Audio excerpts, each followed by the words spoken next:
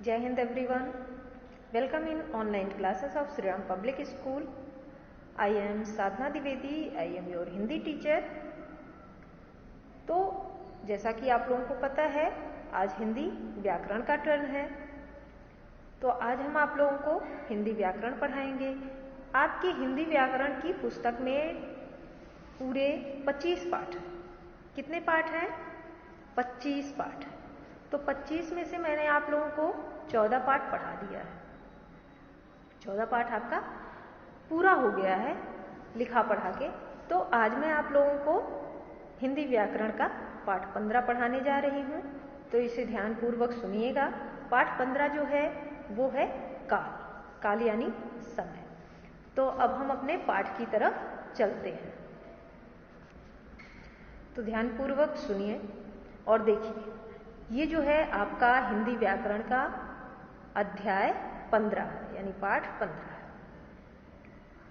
जिसका शीर्षक है काल। क्या नाम है आपके पाठ का? काल। इसे इंग्लिश में क्या कहते हैं? टेंस, जो कि आप लोग पढ़ चुके हो। काल का सामान्य अर्थ है समय।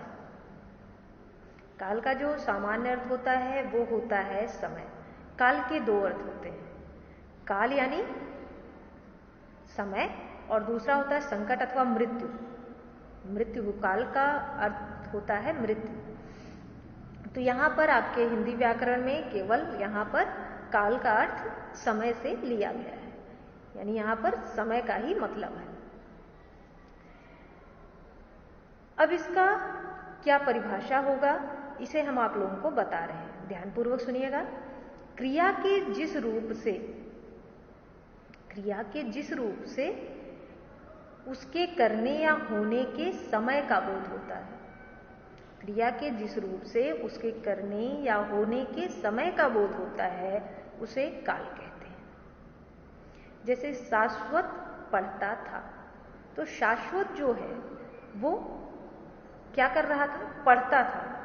यानी ये जो है पढ़ता था वो पहले हो चुका, यानी बीते हुए समय के बारे में बता रहा है।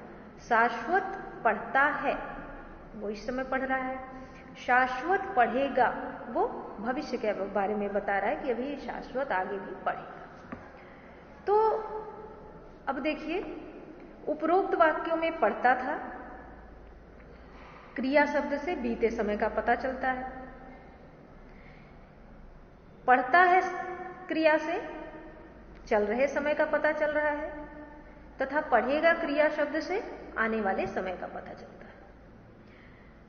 तो अब आप लोगों को पता चला कि इस हिसाब से आपके काल के कितने भेद हैं? 3 भेद हैं। एक तो बीते हुए समय का, फिर चल रहे समय में, फिर आने वाले समय का। तो इसके अनुसार अब हम आप लोगों को बताएंगे काल के कितने भेद हैं। तो काल के कितने भेद हैं? 3 भेद हैं, अभी मैंने बताया। तो काल के जो 3 भेद हैं उनके नाम हैं। पहला है भूतकाल। जैसे जो शाश्वत पढ़ता था, ये बीते हुए समय में क्रिया हुई है, तो ये कौन से काल की होगी? भूतकाल की। पहली हो गई भूतकाल। दूसरा है वर्तमान काल, यानी शाश्वत पढ़ता है, मैं पढ़ा रही हूं, तो जो काम अभी हो रहा है, इस समय चल रहा है जो काम, उसे कहेंगे वर्तमान काल की क्रिया। फिर इसके आगे है भविष्यत काल, तीसरा और अंतिम। भविष्यत काल होता है जिसमें पता चलता है कि आने वाले समय में काम होगा। जैसे अगर मैं आप लोगों को कहूंगी तो मैं क्या कहूंगी कि ओके, कल फिर मैं आप लोगों को हिंदी व्याकरण पढ़ाऊंगी, यानी जब वो कल आने वाले कल के बारे में मैं आप लोगों को बता रही हूं कि जब कल आएगा तो मैं आप लोगों को हिंदी व्याकरण पढ़ाऊंगी। अब यहां देखिए, जैसे लिखा शाश्वत पढ़ेगा, तो भविष्यत काल में क्या होता है कि आने वाले समय में कार्य के होने का पता चलता है। और एक बात जान लीजिए, भूतकाल में था, थी, थे, चुका है, चुकी है, चुके हैं, इस तरीके के वाक्य आते हैं। वाक्य के अंत में इस तरीके के शब्द आते हैं। और वर्तमान काल में ता है, ती है, ते हैं, रहा है, रही है, रहे हैं, इस तरीके के शब्द वाक्य के अंत में आते हैं। और भविष्यत काल में गा गी गे, यानी पढ़ेगा, लिखेगा, खाएगा, पिएगा, तो इस तरीके के वाक्य के अंत में शब्द आते हैं। तो ये पहचानने का मैंने आप लोगों को तरीका बता दिया, कैसे आप पहचानोगे कि ये भूतकाल की क्रिया है, ये वर्तमान काल की क्रिया है और ये भविष्यत काल की क्रिया है। ये तो मैंने आप लोगों को बता दिया। अब मैं आप लोगों को बताती हूँ भूतकाल के बारे में विस्तारपूर्वक। तो भूतकाल, सबसे पहले तो मैं आप लोगों को भूतकाल की परिभाषा बताऊंगी। तो ध्यानपूर्वक सुनिए। क्रिया के जिस रूप से कार्य के बीते हुए समय में होने का पता चलता हो उसे भूतकाल कहते हैं। बोध होना यानी पता चलना। जैसे लिखा है भारत 15 अगस्त 1947 को स्वतंत्र हुआ था। तो क्या 15 अगस्त 1947 आज है? नहीं, ये बीत चुका, बहुत पहले की बात है। तो ये जो है बीते हुए समय का बोध करा रहा है।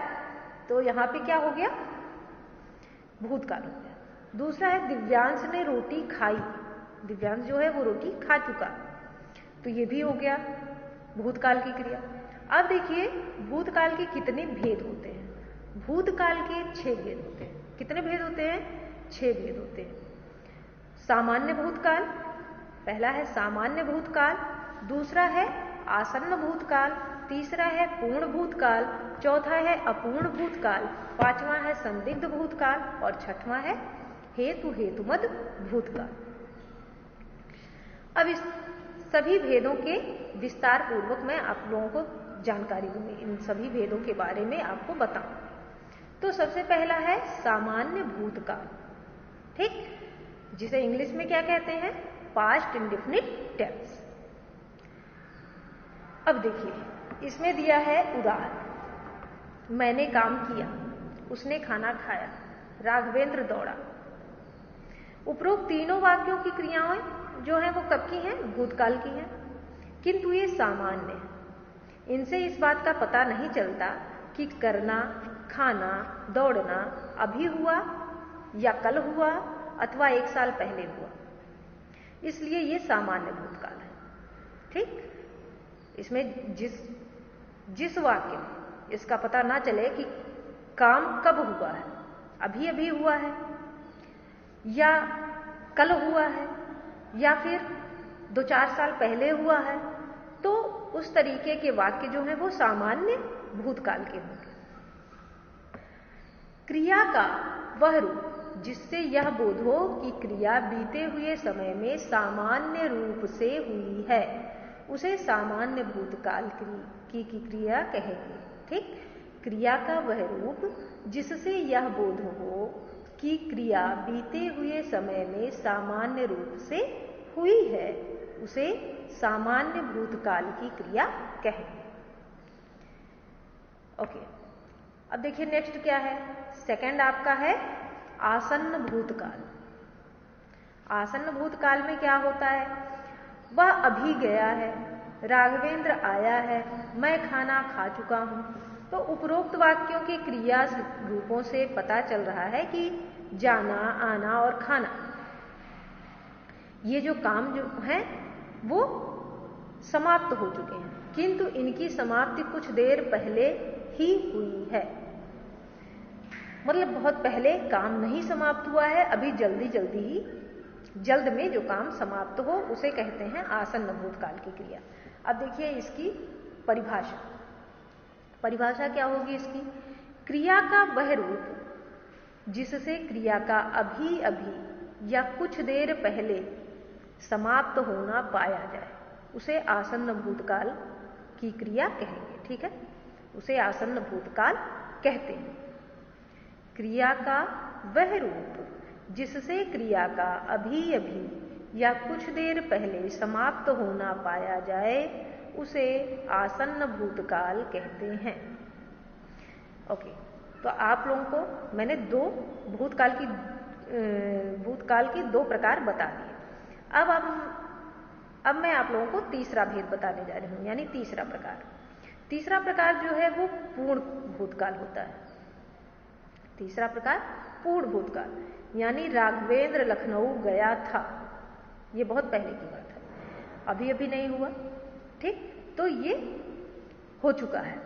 उपवन में फूल खिले थे, दशरथ अयोध्या का राजा था। यानी इसमें बहुत पहले की बात बताई जाती है।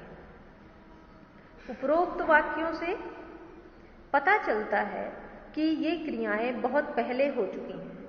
क्रिया का वह रूप जिससे यह ज्ञात होता है कि क्रिया भूतकाल में पूर्ण हो चुकी है, उसे पूर्ण भूतकाल कहते हैं। ठीक, ये आपका परिभाषा है। ये जो नीले रंग में लिखा हुआ है, ये आपकी परिभाषा है। क्रिया का वह रूप जिससे यह ज्ञात होता है कि क्रिया भूतकाल में पूर्ण हो चुकी है, उसे पूर्ण भूतकाल कहते हैं। नेक्स्ट आपका आता है अपूर्ण भूतकाल। कौन सा भूतकाल? अपूर्ण भूतकाल। वह खाना खा रहा था, मैं सो रही थी, तू दौड़ रही थी। यानी इससे क्या पता चल रहा है? इसमें यह पता चल रहा है कि जब किसी ने देखा था तो वो खाना खा रहा था, लेकिन अब वो खाना खा चुका नहीं खा चुका ये उसे नहीं पता है। ठीक, जैसे मैं कहीं गई और कोई मुझसे पूछता है कि आपका बेटा क्या कर रहा है, तो मैं यही कहती हूं कि जैसे मैं जब आई हूं तो वो पढ़ रहा था। जब मैं आई हूं तो वो पढ़ रहा था। अब वो पढ़ रहा है अब भी या फिर पढ़ चुका, ये हमें नहीं पता।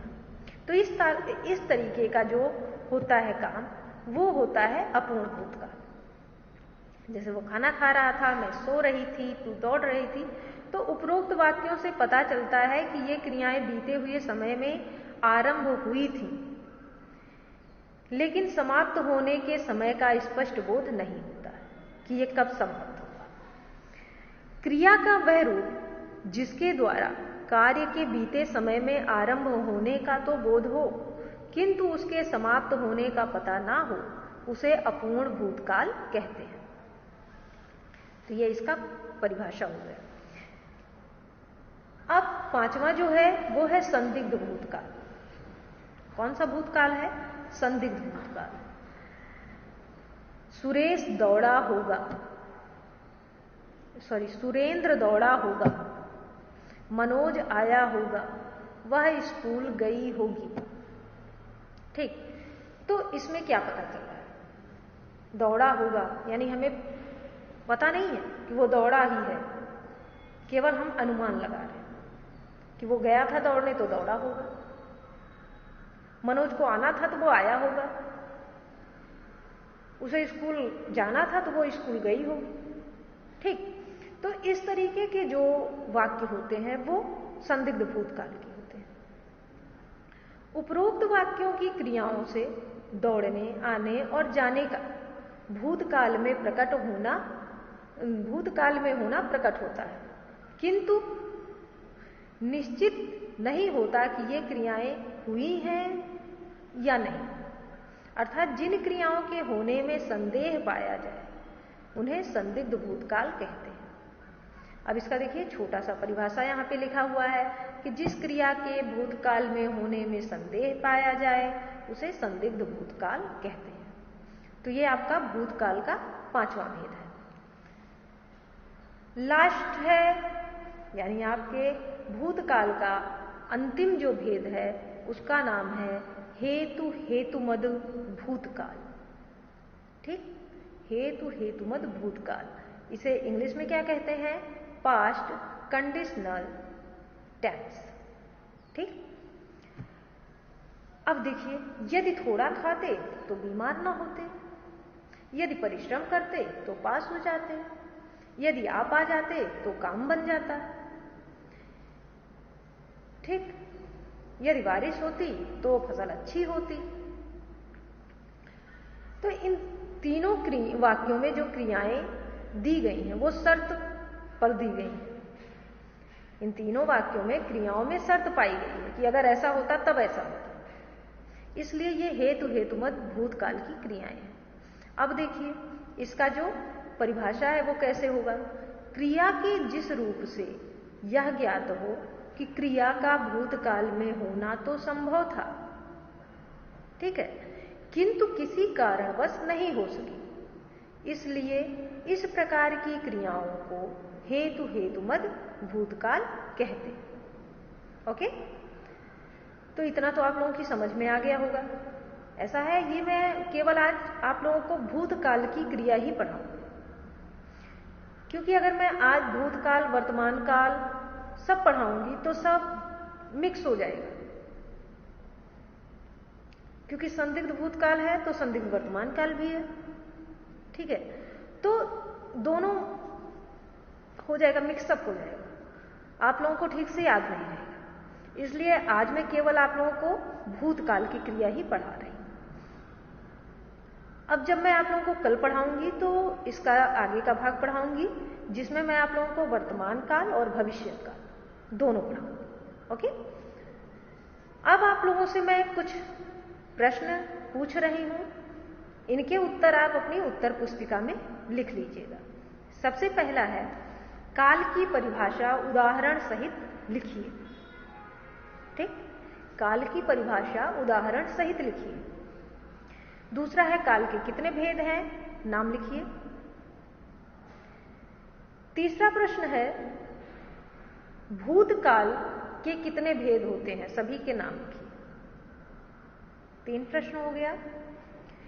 फिर आप देखिए, चौथा प्रश्न लिखिए, हेतु हेतुमद भूतकाल किसे कहते हैं, उदाहरण सहित लिखिए।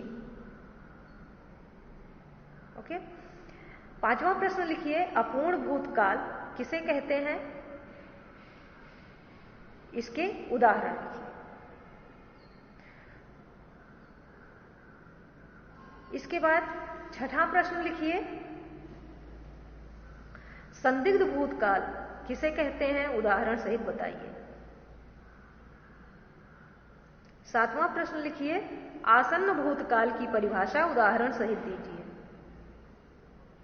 तो ये 7 प्रश्न आप अपनी उत्तर पुस्तिका में लिख लीजिएगा और इन्हें याद भी कर लीजिएगा।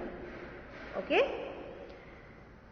तो आज आप लोगों का हिंदी व्याकरण का क्लास यहीं पर खत्म होता है। धन्यवाद।